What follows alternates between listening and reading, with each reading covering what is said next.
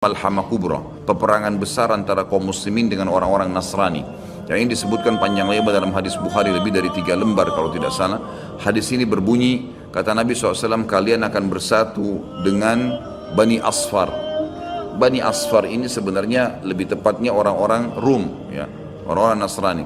Kalian akan bersatu dengan mereka untuk memerangi satu kaum, tapi tidak disebutkan kaum ini siapa. Sebagian ulama berijtihad mengatakan komunis, ada yang mengatakan kapitalis dan segala macam istilah, tapi kita beriman bahwasanya itu akan terjadi. Ringkas cerita, kalian akan memenangkan peperangan, pasukan tahaluf ini, sekutu ini akan menang. Kemudian setelah itu bubarlah semua pasukan dan tersisa pasukan di negeri Syam.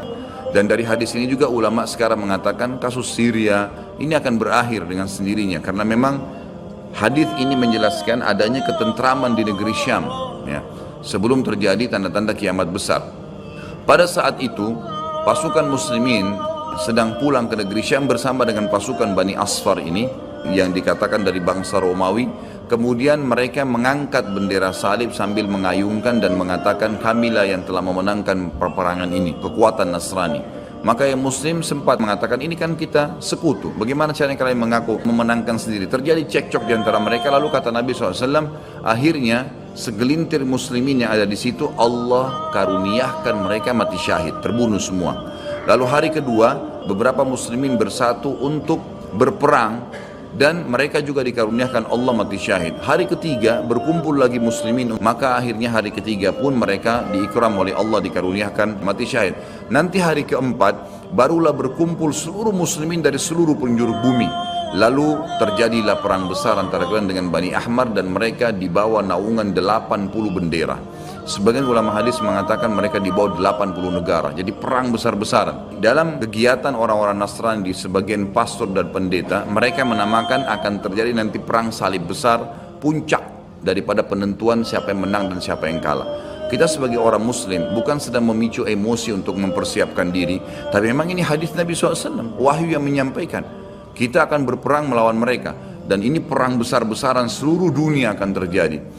Maka kalian pun akan berperang, tapi tidak disebutkan waktunya berapa lama, sampai pasukan kalian menembus wilayah Rum dan kalian berhasil menjebolkan temboknya dengan takbir dan tasbih, berzikir.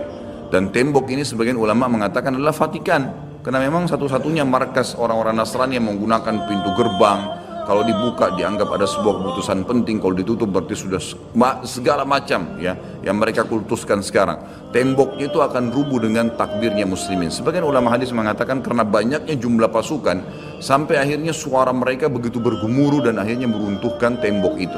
Allahu a'lam, itu makna hadis. Kemudian pada saat itulah syaitan, iblis menjelma jadi manusia lalu teriak di tengah-tengah pasukan muslimin berkata, wahai muslimin, Dajjal sudah keluar di tengah-tengah kalian. Maka teriakan ini membuat pasukan muslimin, mereka tahu benar pada saat itu hadis Nabi SAW yang berbunyi, diriwayatkan Imam Bukhari Muslim, kalau kalian dengarkan Dajjal keluar di satu lokasi, maka selamatkanlah diri kalian walaupun ke gunung-gunung. Maka mereka pun akhirnya pulang masing-masing. Kata Nabi SAW, mereka pun bubar ke wilayah masing-masing.